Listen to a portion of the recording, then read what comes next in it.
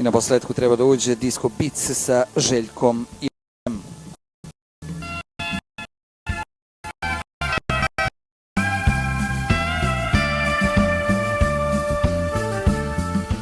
Drugo grlo Almina Alića uz Dabla Triumfa. Start Šabačke milje uz barijeru Dantes Pik. Kroz sredinu ide Turn Me On. Dantes Pik, Aleksandar Šašić želi tempo da diktira Disco Beats sa Željkom Ilićem. Disco Beats prva pozicija, druga pozicija za Dantes Pika, onda Turn Me On u sedlu Manav.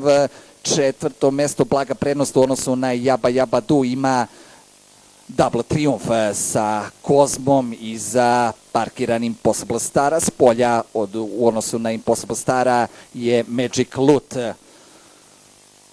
Diktira tempo Disco Beats, četvorogodac sa Željkom Ilićem, dve dužine konjskog tijela u odnosu na Dantes Pika i Aleksandra Šašića. Na trećem mestu Double Triumph. Tamo s polja dodaje i Fireman Sam sa Kristijanom Njezijem i očas posla Fireman Sam izbija na treću poziciju. Treća pozicija za Fireman Sama, na drugoj je Dantes Pik, na prvoj Disco Beats. Disco Beats, Željko Ilić, druga pozicija za Dantes Pika i Aleksandra Šašića. S polja na trećoj Fireman Sam i Kristijan Njezi, iznutra na četvrtom mestu Double Triumph i Ištvan Kozma.